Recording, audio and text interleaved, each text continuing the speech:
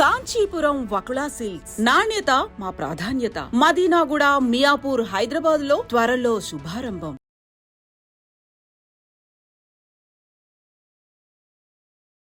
నమస్తే, welcome to I dream inside politics with Kavitha. మొత్తానికి Congress party నుంచి తీన్మార్ మల్లన్నని సస్పెండ్ చేసేశారు. తీన్మార్ మల్లన్న కూడా సస్పెన్షన్ కాపీని ఫోటో ఫ్రేమ్ కట్టుకొని మరీ చూపిస్తున్నారు. నెక్స్ట్ స్టెప్ ఎలా ఉండబోతోంది? తీన్మార్ మల్లన్న వెనకాల ఎవరున్నారు? పార్టీ పెడుతున్నారా? ఏం జరగబోతోంది? మనతో పాటుగా ఉన్నారు పొలిటికల్ అనలిస్ట్ ప్రకాష్ గారు. ప్రకాష్ గారు నమస్కారం. సో గతంలో మనం మాట్లాడుకున్నాం, తీన్మార్ మల్లన్న గురించి మాట్లాడుకున్నాం, బీసీలకు సంబంధించి రాబోతున్నటువంటి ప్రత్యేక పార్టీ. ఈ రెండింటిని లింక్ చేయొచ్చు అంటారా? యా తప్పకుండా. ఎందుకంటే ఇప్పుడు చాలా అగ్రెసివ్గా ముందుకు వస్తున్నాడు మల్లన్న. ఆయన ఒకవేళ కాంగ్రెస్లోనే కొనసాగాలనుకొని ఉంటే దానికి ఎక్స్ప్లెనేషన్ ఇచ్చేవాడు. బట్ ఆయన మొండిగా వ్యవహరించాడు ఆ విషయంలో. సంజయ్ నోటీస్కి పైనుంచి అటాక్ చేశాడు. తనని సస్పెండ్ చేసిన తర్వాత బీసీలకు ఒక న్యాయము, అగ్రకులాలకు ఒక న్యాయము. కోమటిరెడ్డి వెంకటరెడ్డి కానీ, రాజగోపాల్ రెడ్డి కానీ వాళ్ళు ఎన్ని మాటలు అన్నా కూడా వాళ్ళ మీద ఏం చర్య తీసుకోలేదు. ఈవెన్ క్రమశిక్షణ సంఘం చైర్మన్ ఉన్న చిన్నారెడ్డి కూడా తప్పు పట్టే విధంగా మాట్లాడాడు. ఆయన మీద కూడా చర్య తీసుకోవాల్సి ఉండే. బట్ ఆయన మా మీద చర్య తీసుకుంటాడా? ఆయనకే ఆ డిసిప్లిన్ లేదు అనే పద్ధతిలో చాలా అగ్రెసివ్గా అటాక్ చేశాడు. రెండవది ఆ ఫ్రేమ్ కట్టించి పెట్టుకున్నాడు అని చెప్పారు కదా, అదేంటంటే దీనికి ఒకరోజు బాధపడే పరిస్థితి వస్తుంది. మీరు ఆ బాధపడే పరిస్థితి వచ్చిన రోజు ఇది గుర్తుంటుంది మీకు. కాంగ్రెస్ పార్టీ కూడా పశ్చాత్తాపం చెందుతుంది, బాధపడుతుంది. టీడీపీ ఎట్లయితే కేసీఆర్ను లైట్ తీసుకున్నారు కదా, తెలంగాణ ఎక్కడ వస్తుంది, ఈయన ఎక్కడ దాన్ని నడిపించగలుగుతాడు, ఈయనకు ఆ సమర్థత లేదు అని చెప్పి ఆ రోజుల్లో చంద్రబాబు నాయుడు లైట్ తీసుకున్నాడు టీఆర్ఎస్ పెట్టబోయే ముందు నేపథ్యం. కానీ జీవితాంతం సరిదిద్దుకోలేని విధంగా ఆ తప్పు ఎప్పటికీ ఆయన మైండ్లో వెంటాడుతూనే ఉంటుంది. అది అట్లా కాంగ్రెస్కి కూడా ఇది ఒక గుణపాఠం అవుతుంది నా బహిష్కరణ అని చెప్పి చూపెట్టడానికే నేను ఫ్రేమ్ కట్టి పెట్టించుకున్నాను అన్నాడు. సో విజయ సంకేతం ముందే చూపిస్తున్నారు ఆయన. అయితే ఆయనకి ఏంటంటే ఓవర్ కాన్ఫిడెన్స్ అని నేను అనలేను. బట్ ఖచ్చితంగా ఏదో ఒక రోజు 50% జనాభాలో 50%కి మించి ఉన్న బీసీలు ఇప్పటి వరకు నిరాదరణకు గురవుతున్నారు, అన్యాయానికి గురవుతున్నారు, వివక్షకు గురవుతున్నారు. ఇప్పటివరకు ముఖ్యమంత్రి అయ్యే అవకాశం కూడా ఇవ్వలేదు పార్టీలు. ఎంత సమర్థులున్నా కూడా ముఖ్యమంత్రిని కానివ్వలేదు. విహాన్మంతరావుకు ఛాన్స్ దగ్గర దాకా వచ్చిపోయింది. శివశంకర్ గారు అప్పుడు మొదటిసారి ఆయనకు ఆఫర్ చేసినప్పుడు ఆయన అంజయ్య గారు బీసీ అనుకొని అంజయ్య గారిని రికమెండ్ చేశాడు. తర్వాత తెలిసింది ఆయన భంగపడ్డాను, అంజయ్య బీసీ కాదు అని చెప్పి తర్వాత తెలిసింది ఆయనకి. బట్ ఎంతోమంది అరుగుల రాజారాం గారని నిజామాబాద్ కానీ, డి శ్రీనివాస్ గారు 2 సార్లు పార్టీని అధికారంలోకి తెచ్చాడు. డి శ్రీనివాస్ పిసిసి ప్రెసిడెంట్గా ఉండి. బట్ రాజశేఖర రెడ్డి గారు ఆయనకు అవకాశం ఇవ్వలేదు. అట్లాగే ఇంకా చాలామంది దగ్గర దాకా వచ్చిపోయారు. సో ఎందుకు మనం ముఖ్యమంత్రి కాకూడదు? ఈ అగ్రకులాలు వాళ్ళ ఆధీనంలో ఉన్న పార్టీల వెంట మనం ఎందుకు పోవాలి? మనమే ఒక స్వతంత్ర శక్తిగా ఎందుకు ఎదగలేము? మన వాళ్ళందరినీ మనం కలుపుకొని పోదామనే వైఖరి తీసుకొని ఏకపక్షంగా కూడా పోవట్లేదు ఆయన. అన్ని కులాలలో ఉన్న ఇంటలెక్చువల్స్ని, తర్వాత రాజకీయంగా ఆస్పిరేషన్స్ ఉన్న వాళ్ళను వీళ్ళందరినీ చేరదీస్తున్నాడు. వెంటనే పార్టీ పెట్టే తొందరపాటు పని కూడా చేయలేదు ఆయన. ఒక ఫ్రంట్ ఏర్పాటు చేద్దామన్న ఆలోచనలతో ఉన్నాడు. ఓ బీసీ ఫ్రంట్ ఒకటి జేఏసీ పేరుతోనో ఇంకో పేరుతోనో తీసుకొచ్చి అందరిని కలుపుకున్న తర్వాత ఇంటలెక్చువల్స్ యొక్క ఇన్పుట్స్ తీసుకొని, గతంలో ఉన్న అనుభవజ్ఞులతో కూడా సలహాలు తీసుకొని ఒక మంచి బలమైన శక్తిగా బీసీలను ఒకటి చేయాలనే ఆలోచనతో ఉన్నాడు. సరే, గతంలో మల్లన్న ఏంది అనేది పక్కకు పెడితే ఇప్పుడు ఆయన పోతున్న దారి అయితే సరైన దారి అని నేను అనుకుంటున్నాను. ఎవరున్నారంటారు ఆ దారిలో? ఈయనైతే ముందు కనిపిస్తున్నారు, ఆయన వెనకాలండి ఆయన నడిపిస్తోంది ఎవరంటారు? ఆయన కులాన్ని బలగాన్ని నమ్ముకున్నాడమ్మా, పార్టీని కాదా? పార్టీ బీజేపీ వెనకాల ఉంది అనే మాట. బీజేపీని ఆయన ఏం నమ్ముకోలేదు. గతంలోనే ఒకసారి పోయి తప్పు చేసిన అని చెప్పి మళ్ళీ బయటకు వచ్చాడు. కాబట్టి ఏ పార్టీ కూడా అవసరం లేదు నాకు. ఆయన ద్వారా నాకు తెలిసింది ఏంటంటే టీడీపీ కూడా ప్రయత్నం చేస్తున్నారు తనను ఆ పార్టీ అధ్యక్షునిగా బాధ్యతలు తీసుకోమని చెప్పడానికి. తర్వాత బీసీ వాదంతో ముందుకు వచ్చిన అంటే కాపు పవన్ కళ్యాణ్ కాపు సెగ్మెంట్తోని అక్కడ ఎట్లయితే అధికారంలోకి టీడీపీని తన యూనిటీ ఫ్రంట్ తీసుకొచ్చాడు కదా, మా నరేంద్ర మోడీ గారిని కూడా ఒప్పించి ఐక్యతకు, దాని ద్వారా ఆ రాజ్యాధికారానికి అక్కడ రాగలిగారు. సో ఇక్కడ కూడా జనసేన నెక్స్ట్ ఫేజ్లో తన పార్టీని బలోపేతం చేసుకోవడానికి ఒక ప్రయత్నం మొదలుపెట్టింది. వాళ్ళు కూడా కొంత మల్లన్న దిక్కు చూస్తున్నారు. బట్ మల్లన్న వాళ్ళిద్దరి దిక్కు చూడట్లేదు. మల్లన్న బీసీల దిక్కు చూస్తున్నాడు. ఆయన దినచర్య కూడా పొద్దున్న లేస్తే రాత్రి దాకా పెద్ద నాయకులను కలవడానికి పోవట్లేదు. ఆయన కలవడానికి కూడా ఎవరిని పర్మిట్ చేయట్లేదు. ఆయన ఎంతసేపు బీసీలను నమ్ముకున్నాడు కాబట్టి బీసీ సెక్షన్నే తనతో లేపాలి, తీసుకెళ్ళాలి అనే వైపుగా ఆయన ఆలోచిస్తున్నాడు. ఇప్పుడు బీసీ కుల సంఘాలన్నీ ఆయన వైపు ఉన్నాయా? నాయకుల్లో కూడా Teenmar Mallanna is the best candidate అనే ఒక ఫీల్ కనిపిస్తోందా? అంటే బీసీలలో 2 రకాల నాయకత్వం ఉంది. ఒకటి ట్రెడిషనల్ లీడర్షిప్ ఉంది. యూత్ ఎవరిది కూడా దాన్ని ఇష్టపడట్లేదు. ట్రెడిషనల్ లీడర్షిప్ అంతా కూడా ఈ పార్టీల చేతుల్లోనే ఉంటారు, ఈ నాయకుల చేతులలో ఉంటారు. కాబట్టి యంగ్ లీడర్షిప్ ఏదైతే ఉన్నదో మల్లన్నను అనుసరించే అవకాశం ఉన్నది.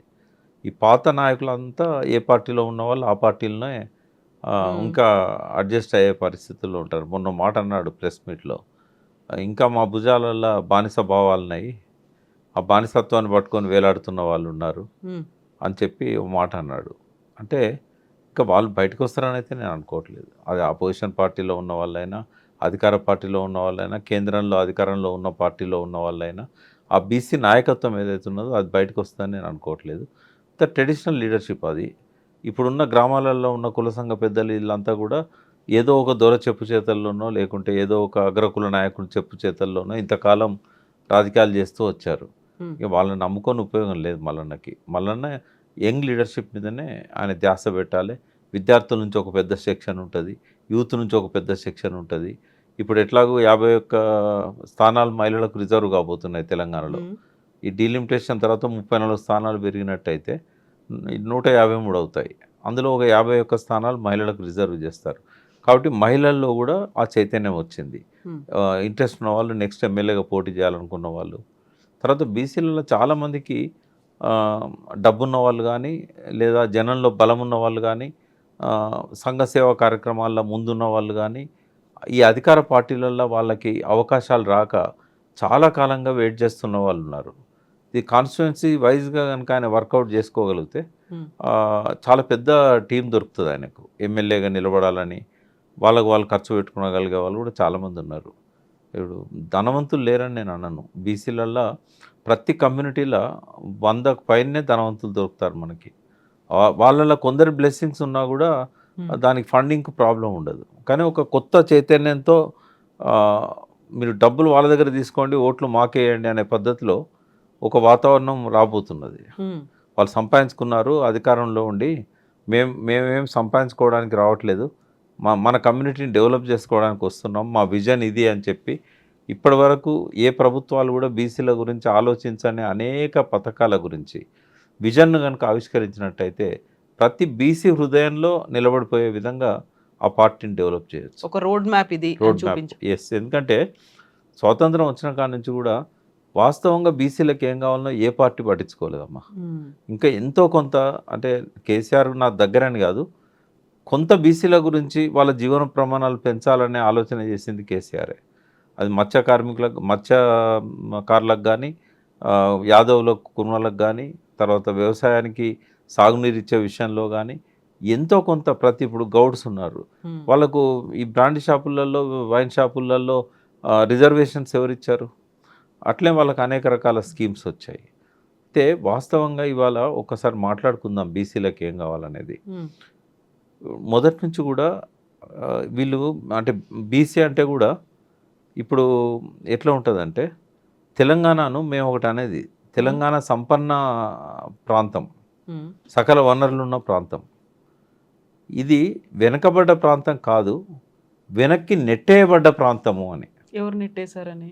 సమైక్య రాష్ట్రంలో కోస్తాంధ్రులు, సీమాంధ్రులు. అంటే అప్పటి నుంచే దుర్దశ మొదలైంది అని కదా.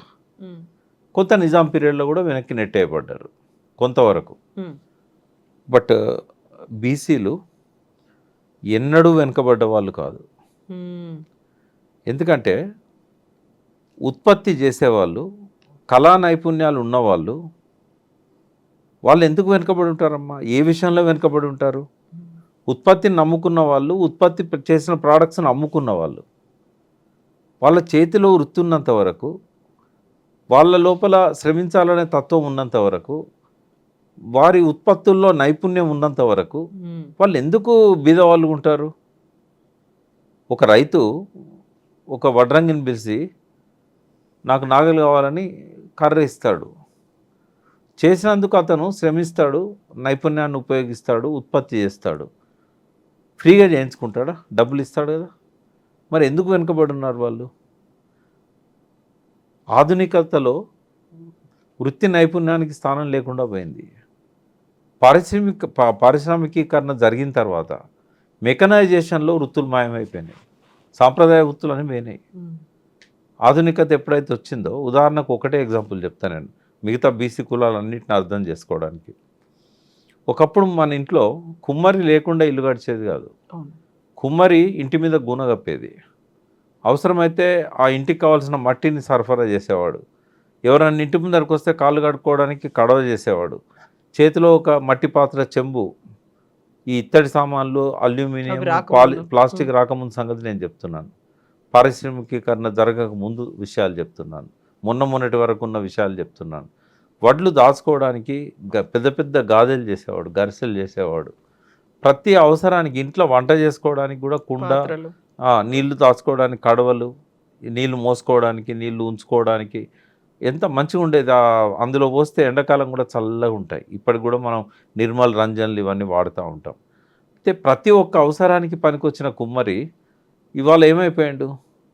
ఆధునీకరణలో ఆయన వృత్తి ఏమైపోయిందంటే, ఎక్కడైనా కళ్ళు వాడితే లొట్టి, ఇంకా వాటికి కూడా ప్లాస్టిక్ వస్తాయేమో, ఇప్పటివరకు అయితే రాలేదు.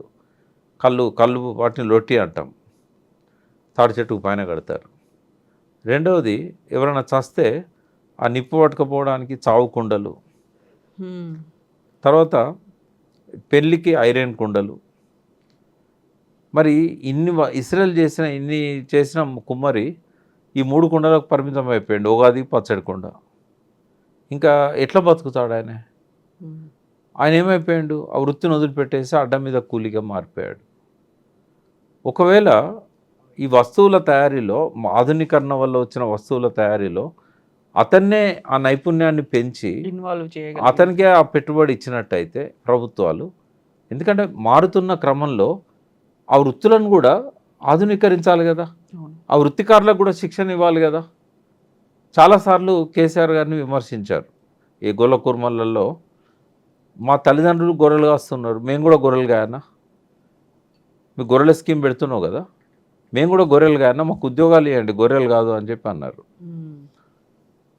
అక్కడ జరిగిన లోపం ఏంటంటే, సరే ఇంకా గొర్రెలు కాసే వాళ్ళు ఉన్నారు కాబట్టి దాన్ని ఏం అడ్డుకోవాల్సిన అవసరం లేదు. బట్ ఆ గొర్రెలు మేపిన వారి కుమారులు, కుమార్తెలు వాళ్ళంతా కూడా డిగ్రీలు చేసిన వాళ్ళు ఉన్నారు కదా, వీళ్ళని మలబై గొర్రెలు కాయమంటే కాయరు కదా. కానీ గొర్రెల సంఖ్య పెంచుకోవడానికి వీళ్ళ పేరు మీద దరఖాస్తులు పెట్టారు వాళ్ళు. 25% కడితే 75% గవర్నమెంట్ ఇస్తుంది కాబట్టి. బట్ మాంసము ఆధునీకరణ లోపల ఎన్ని రకాలుగా దాన్ని బై ప్రోడక్ట్స్ తయారు చేయవచ్చు. గొర్రె తోలు దగ్గర నుంచి ఫస్ట్ బూరు, ఆ బూరు ద్వారా చేయగలిగే ఉన్ని ప్రోడక్ట్స్, తర్వాత మాంసము. ఆ మాంసం ఇప్పుడు అల్కబీర్ అని ఒకటి ఉంది ఇక్కడ రుద్రారం దగ్గర. అల్కబీర్లోకి ఒకసారి పశువు పోయినట్టయితే ఇంకా ఏది బయటికి రాదు. అంటే ఆ పశువులో ఉన్న ప్రతీది కూడా ఉపయోగపడుతుంది. మాంసం అమ్ముతారు, తర్వాత అందులో మలమూత్రాలను కూడా వాళ్ళు ఎన్కాజ్ చేసుకుంటున్నారు. పేగుళ్ళల్లో మిగిలిపోయిన మలమూత్రాలని అంటే ప్రతి కొమ్ములను ఉపయోగించుకుంటున్నారు, చర్మాన్ని ఉపయోగించుకుంటున్నారు, రక్తాన్ని కూడా ఉపయోగించుకుంటున్నారు. మరి అటువంటప్పుడు ఈ గొర్రెలను ఎట్లా కటింగ్ కోసమే కదా అవి పెంచేది. మేకలైనా గొర్రెలైనా లాస్ట్ కోసుకోవడానికే కదా. మరి ఈ బై ప్రోడక్ట్స్ తయారు చేసే మిషనరీని కానీ, ఆ స్కిల్ కానీ ఆ కుటుంబాల నుంచి వచ్చిన యువకులకు ఎందుకు ఇవ్వకూడదు? ఇస్తే వాళ్ళే ఇక్కడ పరిశ్రమలు పెట్టుకొని మాంసం పచ్చళ్ళు కూడా విదేశాలకు ఎగుమతి చేసేవాళ్ళు కదా. అంటే ఆ వైపుగా ఆలోచించలేదు. ఇప్పుడు ఫిషరీస్, చేపలు అమ్ముకోవడానికి చెరువులలో చేపలు పెంచుకోండి అని చెప్పేసి ప్రభుత్వమే కొన్ని కోట్ల చేప పిల్లల్ని నీళ్ళల్లో వదిలేసింది. వాళ్ళు మార్కెటింగ్ ఎక్కడ చేసుకోవాలి? ఏమైంది, కాంపిటీషన్లో రేట్లు పడిపోయినాయి. అంతకుముందు చేపల ధర సగానికి వచ్చింది. ఇప్పుడు ఎక్కడ చూసినా చేపలు అమ్ముతున్నారు, వాస్తవమే. బట్ వాళ్ళ ఆదాయము ఇంకొక రకంగా పెంచుకోవడానికి అవకాశం ఇవ్వలేదు. ఆ చేపల ద్వారా కూడా రకరకాల ఉత్పత్తులను తయారు చేయవచ్చు కదా. అంటే ఒక లెవెల్ వరకే ఈ ప్రభుత్వాలు ఆలోచిస్తున్నాయి. ఇంకా డీప్గా ఎవరు ఆలోచిస్తారు అంటే వాళ్ళే ఆలోచించగలుగుతారు. ఆ కులానికి సంబంధించిన వాళ్ళు, ఆ వృత్తికి సంబంధించిన వాళ్ళు, వాళ్ళకేం కావాలనో వాళ్ళే ఆలోచిస్తారు. అందుకే ఈ బడ్జెట్లన్నీ కూడా ఎట్లా తయారవుతున్నాయంటే పార్టీకి ఏం లాభం, ప్రభుత్వంలో ఉన్న నాయకులకి ఏం లాభం, కార్యకర్తలకి ఏం లాభం, అవి స్కీమ్లే వస్తాయి తప్ప ఒక రచ్చబండ దగ్గర ఆ ఊర్లో ఉన్న సబ్బండ కులాలను పిలిచి మీ కులానికి ఏం కావాలి, మీ కులానికి ఏం కావాలి, మీ కులానికి ఏం కావాలి, దానికి ఎంత బడ్జెట్ కావాలి, ఇన్వాల్వ్ చేయలేదు ఎవరు. ఇంకా చాకలి వాళ్ళ ఊర్లలో చాలా శక్తి అంతా ఉపయోగించి బండకు బట్టలు చూతాను నీళ్ళల్లో. మిషన్లో వచ్చి ఎంతకాలం అయిందమ్మా? మన ఇళ్ళల్లో మాత్రం వాషింగ్ మిషన్లు పెట్టుకుంటున్నాం. మరి ఇన్స్టిట్యూషనల్గా ఎందుకు చేయకూడదు దాన్ని? ఊర్లో వాళ్ళ బట్టలన్నీ కూడా ఒక కోఆపరేటివ్ సొసైటీ ఏర్పాటు చేసి చాకలి వాళ్ళది, అందులో అది పెట్టేసి బట్టలు ఉతికే కార్యక్రమం ఎందుకు పెట్టకూడదు? ఇప్పుడు మొన్న సింగపూర్, మలేషియా పోయినప్పుడు చూసా. అక్కడ ఏం చేస్తారంటే మనకు అన్ని షాపులు ఉన్నట్టే ఒక షాప్లో అన్ని వాషింగ్ మిషన్స్ ఉంటాయి. వాళ్ళు బట్టలు ఇచ్చినట్టయితే ఒక అరగంట సేపట్లో దాన్ని అంతా ఉతికి డ్రై చేసి ఐరన్ చేసి ఇస్తారు. ఇట్లాంటివి ఎందుకు పెట్టేయకూడదు చాకలి వాళ్ళతో? ఇప్పుడు ఎక్కడెక్కడ నుంచో మంగళ షాపులు ఈ లండన్ నుంచి ఇంకొక నుంచి వచ్చి ఇక్కడ సెలూన్స్ పెడుతున్నారు, కార్పొరేట్ అయిపోయింది. మరి ఇక్కడున్న మంగళ పిల్లలు డిగ్రీ చదివిన వాళ్ళు, పీజీ చదివిన వాళ్ళు వాళ్ళ దగ్గర పోయి కూలికి పనిచేస్తున్నారు, జీతానికి పనిచేస్తున్నారు. వాళ్ళకి ఎందుకు ఇవ్వకూడదు? అట్లాంటివి పెట్టుకోవడానికి అవకాశం ఎందుకు ఇవ్వకూడదు? కేవలం కరెంటు ఫ్రీ అని చెప్పారు, లేదా ఇన్ని యూనిట్ల వరకు ఫ్రీ అని చెప్పారు, కొంత నామినల్గా కొంత లోన్లు ఇచ్చారు. ఇది కాదు కదా. బీసీలకు ఏం కావాలనేది స్వాతంత్రం వచ్చిన తర్వాత ఎవరు ఆలోచించారు? వాళ్ళ స్కిల్ డెవలప్ చేయడానికి కానీ ఇట్లాంటి వాటికి. ఇవన్నీ కూడా తీన్మార్ మల్లన్న ఆలోచించి అవన్నీ ఇంక్లూడ్ చేసి ముందుకెళ్తాడు. మేమంతా ఉన్నాం కదా, మేమంతా ఉండమా? ఒకవేళ తీర్మాన్ మల్లన్నే కనుక రాజకీయ శక్తిగా ఎదగగలిగితే ఇవన్నీ చేయాలని దానివల్ల వచ్చే బెనిఫిట్స్ ఏంటి? ఆయనకు కూడా మంచి అద్భుతమైన ఆలోచనలు ఉన్నాయి. బయటికి కనబడే మల్లన్న వేరు, ఇంటర్నల్గా మల్లన్న వేరు. ఇప్పుడు కేసీఆర్ గారు భాష రాకనా పరుష పదాలు వాడింది? రేవంత్ రెడ్డి భాష రాకనా? వాళ్ళకు కొన్ని లక్ష్యాలు ఉంటాయి. కావాలని ఆచితూచి ఆ భాష కావాలని మాట్లాడతారు, అలవోకగా రాదు. మల్లన్న కూడా అంతే. తనంతాను ఎలివేట్ చేసుకోవడానికి, సెన్సిటైజ్ చేయడానికి ఇట్లాంటి విషయాలలో ఆయన ఆ భాష వాడి ఉండొచ్చు. బట్ అది చూసి మల్లన్న గింతే అని అనుకుంటే తప్పు. ఆయనకు అద్భుతమైన ఆలోచనలు ఉన్నాయి బీసీలను ఎట్లా డెవలప్ చేయాలనే విషయంలో. కానీ ఇంకోటి, తనకు తెలిసిందే వేదం అనుకునే వ్యక్తి కాదు ఆయన, అందరినీ కన్సల్ట్ చేస్తున్నాడు. డెఫినెట్గా ఆయన ఒక సమిష్టి నాయకత్వంతోనే ముందు పోతారని నేను అనుకుంటున్నాను. ఒక వ్యక్తిగా కాకుండా ఒక సమిష్టి శక్తిగా ఎదగాలి. అట్లయితేనే బీసీ పార్టీ నిలబడుతుంది. మళ్ళీ వ్యక్తి డామినేషన్తో ఉంటే మాత్రం అది నిలబడదు. ఇప్పుడు దశాబ్దాలుగా ఆర్ కృష్ణయ్య పోరాటం చేస్తూ వస్తున్నారు. అటు రాజ్యసభలో కూడా రిప్రజెంటేషన్స్ అనేవి ఇస్తూ వచ్చారు. ఆ తర్వాత ఇప్పుడు ఏ కులానికి ఆ కులం పెద్దలందరూ కలిసి సమావేశాలు అవుతున్నాయి. మళ్ళీ నేను సస్పెండ్ చేసిన తర్వాత విహెచ్ వాళ్ళ ఇంట్లో కూడా సమావేశం జరిగింది. కాంగ్రెస్ పార్టీకి అది కూడా తెలిసింది. ఇవన్నీ అవుతున్నప్పుడు అందరూ మళ్ళీ ఏకమయ్యి ఇంకొకరు కొత్తగా వచ్చాడు ఒక యువకుడు, ఆయన్ని ఎంకరేజ్ చేస్తూ లేకుంటే ఆయనతో మేమున్నామని చెప్పడం అనేది సాధ్యమవుతుందంటారా? అంటే మీరు గమనించాలి, మల్లన్న లేచిన తర్వాతనే వీళ్ళందరికీ గౌరవం దొరుకుతుంది. ఓకే. విహెచ్ ఇంట్లో నేను కూడా అటెండ్ అయినాను. బీసీ, అది బీసీది కాదు, మున్నూరు కాపులదే. ఒక మున్నూరు కాపుగా నన్ను కూడా పిలిచారు. అక్కడేమో యాంటీ కాంగ్రెస్ స్టాండ్ కానీ యాంటీ కాంగ్రెస్ మాటలు కానీ ఏం లేవు. అక్కడ జరిగిందంత ఏంటంటే రేవంత్ రెడ్డి చెప్పాడు అన్ని కులాల వాళ్ళకు, మీరు మీ కులాలలో మీటింగ్స్ పెట్టుకోండి, మీకు ఏం కావాలో నన్ను అడగండి, నేను చేయకపోతే నన్ను తప్పట్టండి, మీ డిమాండ్స్ ఏందో చెప్పండి అంటే వాళ్ళు మీటింగ్స్ పెట్టుకున్నారు. పిహెచ్ కూడా అదే ఉద్దేశంతో మీటింగ్ పెట్టాడు. పెట్టిన తర్వాత మున్నూరు కాపులకు ఏం కావాలనేది చర్చ జరిగింది ఆడ. దానికి సంబంధించే కొన్ని డిమాండ్స్ రాశారు. అవి రేవంత్ రెడ్డి గారికి ఒక రిప్రజెంటేషన్ రూపంలో ఇవ్వాలనుకున్నారు. కానీ అక్కడ ఇంకొక అదనంగా మాట్లాడుకున్నది ఏంటంటే మన శక్తి ఏందో చూపెట్టాలి, కులగణలో మనం తక్కువ చూపెట్టారు అంటే అది రెండు రకాలుగా ఆలోచించవచ్చు. కులగణనలో చాలామంది నమోదు చేసుకోకపోవడానికి ఇంకో కారణం కూడా ఉంది. ఏంటంటే వీళ్ళు రకరకాల ప్రశ్నలు అందులో అంటే ఇంక్లూడ్ చేసి ప్రొఫెసర్లను కూడా తప్పట్లేరు. తయారు చేసిన వాళ్ళకి ఏంటంటే బీసీలలో ఏ రకంగా ఉంది వాళ్ళ ఆర్థిక పరిస్థితి, వాళ్ళ సామాజిక పరిస్థితి, ఇవన్నీ కూడా తెలుసుకోవడానికని ఇంట్లో ఫ్రిడ్జ్ ఉందా లేదా అని కూడా అడిగారు. అందులో ఏసీ ఉందా, ఫ్రిడ్జ్ ఉందా, ఇట్లాంటివి కూడా అడిగారు. అయితే వీళ్ళు ఏమనుకున్నారు, వాళ్ళకున్న బర్రెల వివరాలు, ఆవుల వివరాలు ఇవన్నీ రాస్తే రేషన్ కార్డులు క్యాన్సిల్ అవుతాయేమో, మనకు వచ్చే పథకాలు ఆగిపోతాయేమో. ఎందుకంటే రేవంత్ రెడ్డి రకరకాల పారామీటర్స్ పెడుతున్నాడు స్కీమ్లు ఇవ్వడానికి.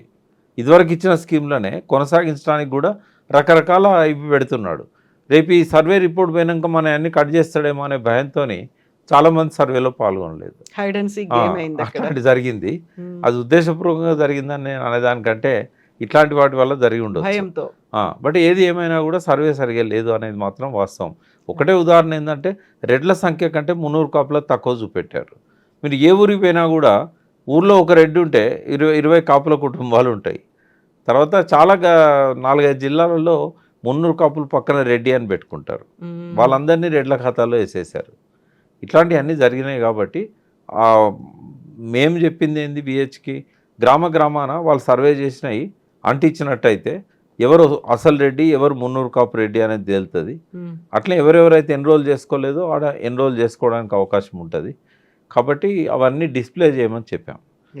అట్లా క్యాబినెట్లో కూడా ఇప్పటి వరకు 300 కాపు మంత్రి లేని క్యాబినెట్ లేదు. కేసీఆర్ 2 క్యాబినెట్లలో కూడా 300 కాపు ప్రతినిధి ఉన్నాడు. ఓసారి జోగురామన్న, ఓసారి గంగుల కమలాకర్. ఈసారి లేదు.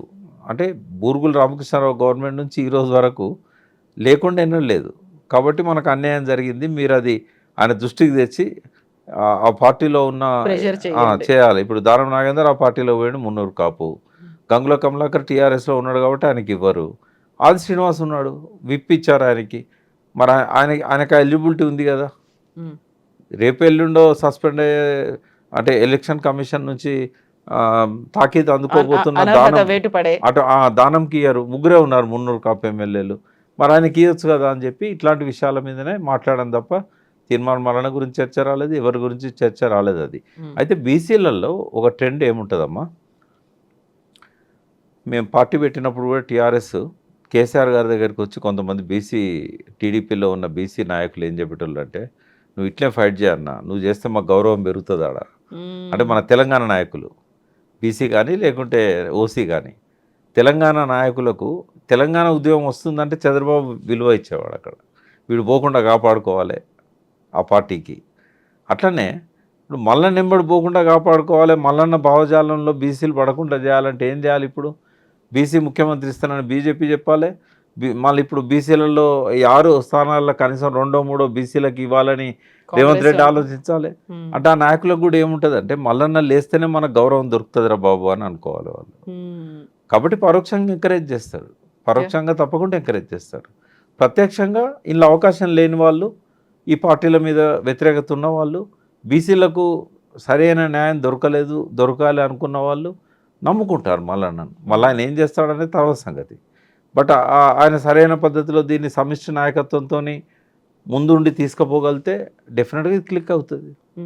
అయితే తీన్మార్ మల్లన్న గతంలో ఒక మాట అన్నారు, రెడ్డి కులానికి సంబంధించినటువంటి లాస్ట్ సీఎం రేవంత్ రెడ్డి అవబోతున్నాడు అని ఆయన చెప్పిన తర్వాత ఇప్పుడు టీపీసీసీ చీఫ్ మహేష్ కుమార్ గౌడ్ ఒక మాట అన్నారు, నెక్స్ట్ కాబోయేది బరాబర్ బీసీఏ సీఎం అవుతాడు, కాంగ్రెస్ పార్టీ చేస్తుంది అనేది.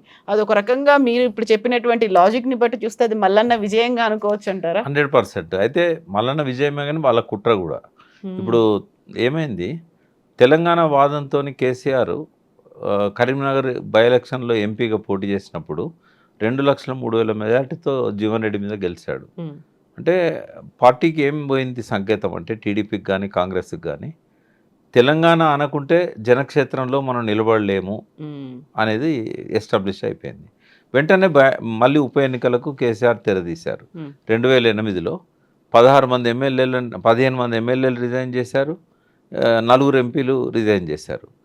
అప్పుడు కేసీఆర్ సక్సెస్ కాలేదు. ఎందుకు కాలేదనంటే, ఈ కరీంనగర్ గుణపాఠాన్ని తీసుకున్న ఈ 2 పార్టీలు కూడా మేము తెలంగాణకు అనుకూలమే అని చెప్పేసి ఇద్దరు కూడా స్లోగన్స్ ఇచ్చారు. కాంగ్రెస్ జెండాలో తెలంగాణ పెట్టుకున్నారు, చేయి గుర్తు, ఆ ప్లేస్లో జెండా మేము కాంగ్రెస్ తెలంగాణ అన్నది. టీడీపీ కూడా మేము తెలంగాణకు వ్యతిరేకం కాదు, మేము తెలంగాణకు అనుకూలమే అని చెప్పి వాళ్ళు గోడల మీద రాతలు రాశారు. దానికి సపోర్ట్గా ఆయన ఒక కమిటీ కూడా వేశాడు తెలంగాణ విషయాన్ని తేల్చుదామని. దీంతో ఏమైంది, ప్రజలల్లో ఏ పార్టీకి ఉన్న తెలంగాణ వాళ్ళు ఆ పార్టీకే ఓట్లు వేసుకున్నారు. దెబ్బ ఎవరు తగిలింది? కేసీఆర్ తగిలింది. అంటే కేసీఆర్ను కొట్టాలనంటే ఈ తెలంగాణ వాదాన్ని మనం కూడా ఎత్తుకోవాలనేది ఆ రెండు పార్టీలు ఎట్లా ఆలోచించినాయో, మల్లన్నను కొట్టాలంటే బీసీకి ముఖ్యమంత్రి ఇస్తామని ఈ రెండు పార్టీలు చెప్పాల్సిన పరిస్థితి వచ్చింది. అది బీసీల ఓట్లు తీల్చడానికి జరిగే కుట్ర. కాకపోతే ఇప్పుడు ఆ రెండు పార్టీలకు ఒక అనివార్యమైనటువంటి పరిస్థితి, ఓట్ అబౌట్ బీఆర్ఎస్, అక్కడ అట్లాంటి పరిస్థితి అసలు ఉత్పన్నం కాదు కదా. బీఆర్ఎస్కి ఉండే పాజిటివ్ ఆస్పెక్ట్ ఏంటంటే వాళ్ళు చేసిన మంచి పనులు. ఇప్పుడు నిన్న ఒక లంబడామే ఒక టీవీలో చూశాను నేను మాట్లాడుతుంటే, దయ్యాన్ని నెత్తికెత్తించుకొని దేవుని పక్కకు పెట్టినాం, మాకు ఇట్లా జరగాల్సిందే అని ఆమె తిట్టుకుంటా ఉన్నది. అంటే అది కేసీఆర్ కలిసి వచ్చే అంశం. రెండవది, బీసీ నాయకత్వం ఇప్పుడు గ్రామ గ్రామాన పూలన్నీ ఉన్నాయి, ఓ సూది దారం పట్టుకుపోయి కూర్చుకోవాలి. కానీ కేసీఆర్కు ఎస్టాబ్లిష్డ్ లీడర్షిప్ ఉంది. హైదరాబాద్ నుంచి గ్రామీణ స్థాయి వరకు ఎస్టాబ్లిష్డ్ లీడర్షిప్ ఉంది. ఇప్పుడు ఎమ్మెల్యేలు ఉన్నారు, పోయిన ఎమ్మెల్యేలు కూడా ఇప్పుడు 7 మళ్ళీ వాపసు వస్తున్నారు. ఎంతమందిని ఆయన తీసుకుంటారో తెలియదు. బట్ ఇదంతా కేసీఆర్ బలం కదా, చేసిన మంచి పనులు కావచ్చు, తెలంగాణ తెచ్చిండనే ఒక క్రెడిబిలిటీ కావచ్చు, లాస్ట్ టైం మనమే ఓడించాం తప్పు చేశామనే ఒక పశ్చాత్తాపం కావచ్చు, ఈ సింపతి కావచ్చు, ఇదంతా కూడా ఆయన కలిసి వచ్చిన అంశం. ఆయన కూడా నేనేం వెనుకబడి లేను అని చెప్పుకోవడానికి బీసీ నాయకత్వాన్ని ఎంకరేజ్ చేస్తున్నాడు. రేపు మొన్న తమిళనాడు కూడా పంపించాడు. తర్వాత వాయిస్ విప్పింది వాళ్ళే 42% మీద. దానికోసం కూడా కేటీఆర్ గారు బాగా మాట్లాడారు. కాబట్టి ఈ వాళ్ళు కూడా మేమే వెనుకపోవన్న పద్ధతిలోనే టీఆర్ఎస్ మేనిఫెస్టోలోనే ఉంది, 51% బీసీ ఎస్సీ ఎస్టీ మైనార్టీస్కి మేము పదవులు ఇస్తాము అని. కాబట్టి ఒక పోటీ అనేది ఉంటుంది, ఒక హెల్తీ కాంపిటీషన్ అనేది ఉంటుంది. బట్ రేపు వచ్చే బీసీ పార్టీ ఐక్యంగా ఉండగలుగుతుందా, అందరిని ఐక్యం చేయగలుగుతుందా, ఇందాక నేను చెప్పినట్టుగా ఒక మంచి విజన్ను బీసీల కోసం ఆవిష్కరించగలుగుతుందా, వాళ్ళకు ఒక నమ్మకం కలిగేలాగా. అంటే ఒక విజేత ఎప్పుడు కూడా భిన్నమైన పనులు చేయడు, కానీ భిన్నంగా చేస్తాడు. శివకేర గారు చెప్పినట్టు, అంటే భిన్నంగా ఎట్లా చేయగలుగుతాడు మల్లన్న, ఒకవేళ మల్లన్నే ముఖ్యమంత్రి అయితే ఎట్లా చేయగలుగుతాడు అనేది చూస్తారు కదా. కాబట్టి ఇవన్నీ విషయాలలో కూడా ఆ రకంగా ఆయన ఎదగగలిగితేనే వీళ్ళకు సమంగా పోటీ ఇవ్వగలుగుతాడు, లేదా పోటీలో ఉండగలుగుతాడు. ఒకవేళ రాజకీయ ఎత్తుగడతోని ప్రీపోల్ అలయన్స్ పెట్టుకుంటగలిగితే ఆ బీసీలది ఒక 10% 15% ఆడైనా కూడా బీజేపీ లాంటి పార్టీలో లేకపోతే టీఆర్ఎస్ లాంటి పార్టీలో ఆయనతో చేయగలిపినట్టయితే డెఫినెట్గా అధికారంలోకి రాగలుగుతారు.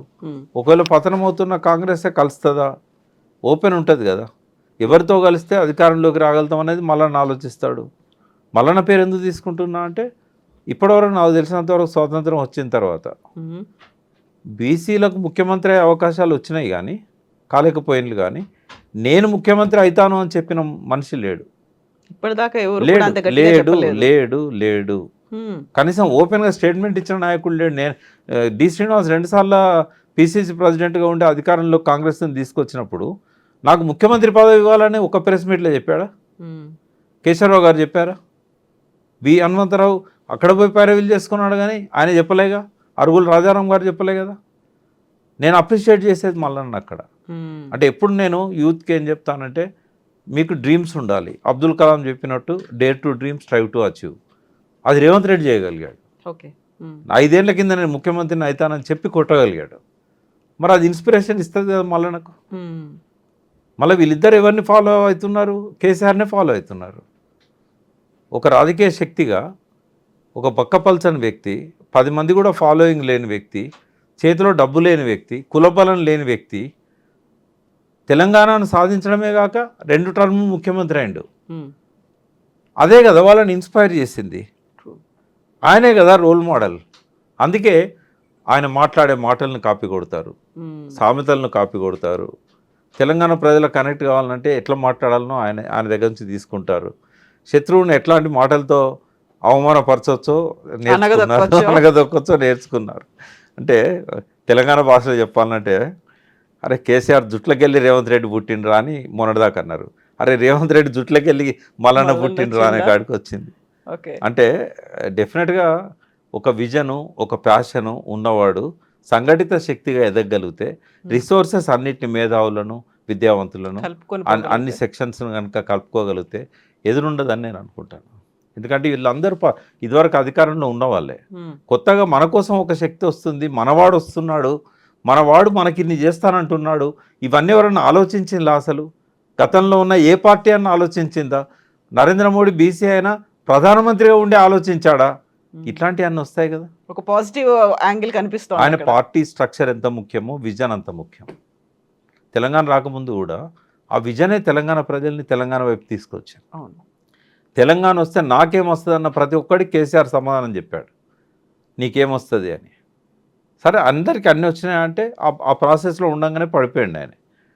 బట్ అది ఆ హామీ ఇవ్వగలగాలి, ఆ స్పష్టత ఇవ్వగలగాలి, ఆ వైపుగా ఆలోచించగలగాలి, తను చేయగలుగుతాడనే ఒక సమర్థతను అతను నిరూపించుకోగలగాలి, మాట్లాడే మాటలో తేడా రావాలి.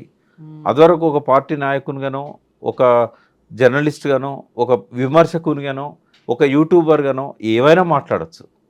కానీ ఒక ముఖ్యమంత్రి స్థాయి ఆశిస్తున్నావు అని అంటే ఆ ప్రాసెస్ అంతా మారాలి, ఆ భాష మారాలి, ఆ ఉందాతనం రావాలి, ఆ నమ్మకాన్ని ప్రజల్లో ఇవ్వగలగాలి. అది ఇప్పుడు ఆయన ముందున్న ఛాలెంజ్. తను మార్చుకోగలగాలి.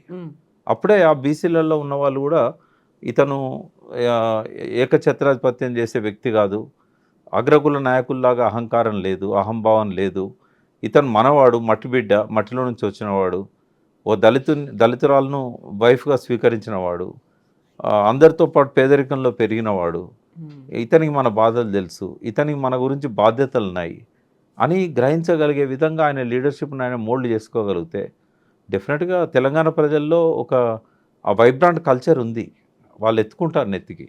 ఎస్ అండి. Thank you so much Prakash గారు. ఏం జరుగుతుందో చూద్దాం. Thank you.